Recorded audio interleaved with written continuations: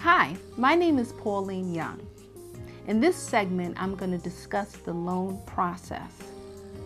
Now, the first thing that I want to share with you is your contractors. You as a buyer are entitled to choose your own contractors. As contractors, I'm referring to you can choose your own loan officer, you can choose your own home inspector, you can choose your own title company.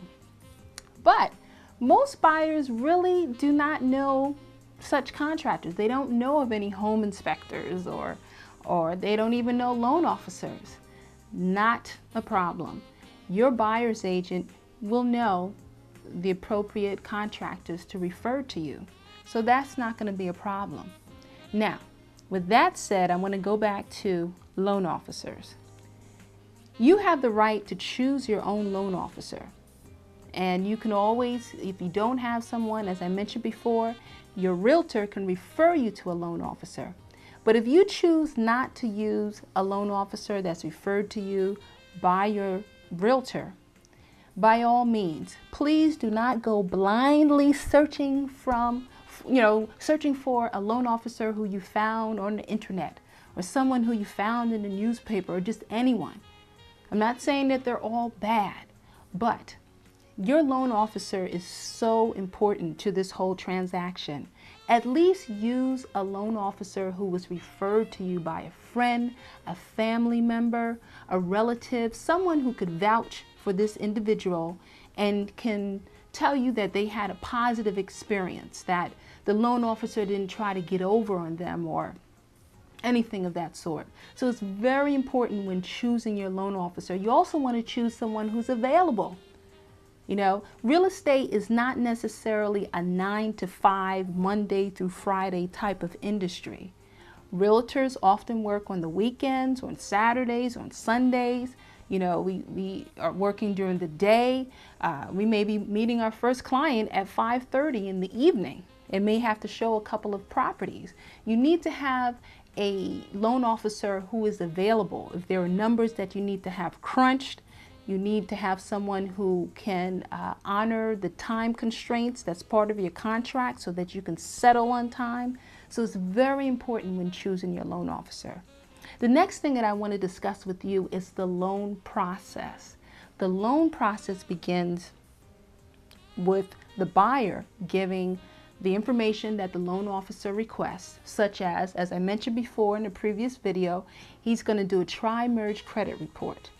In addition to the tri-merge credit report, he's going to also ask you for W-2 forms, perhaps for the past 2 years.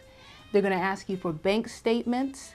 Let's say that you as the buyer, you're receiving a gift from a relative, where they're going to want that relative to give you a letter stating that they're going to give you X amount of dollars to assist you with your closing costs.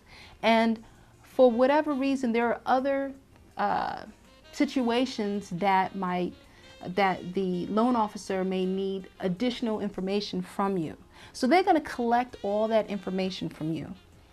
And as I've mentioned before in a previous video, at that point, all that they're going to need, you're at a stage that is now where you are now considered as pre-approved. So what they're going to need from you is a ratified contract and an acceptable appraisal.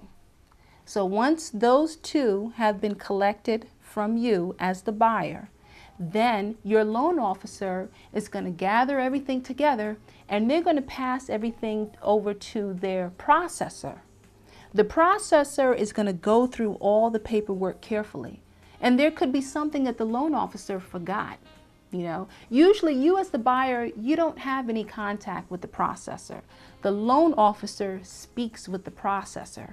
And so they're basically kind of double checking the loan officer's work to make sure that they have everything together. It's kind of just a second check before everything is moved on to the underwriting department. Now the underwriting department, they are a whole separate segment altogether. I mean, the underwriting department, they have their own mindset. And your paperwork that's there now with the underwriting department, it will be there typically between 48 to 72 hours. And this is where these individuals they're going to really scrutinize your documents carefully, because they are the ones who ultimately determine that, yes, this person can get a loan from us. And so they're looking basically for everything wrong, every reason not to give you a loan. They have to cover their bases, because remember, when you get this loan from them, you don't own the house yet until you have paid that loan off in full. So technically, your loan officer or the brokerage firm that's giving you this loan, they own that property until you've paid it in full. So you want to make sure that you have all your documents and everything together. They're going to go through everything, and they may come back even after the loan officer collected all that information from you, and then the processor, requested information that made the loan officer come back to you. The underwriting department may want more. And you may be very stressed at this time, and it's just an emotional experience. They may be questioning. They're going to call your job. They're going to make sure that you're still employed. You want to make sure also when you are in this process, everything is at underwriting.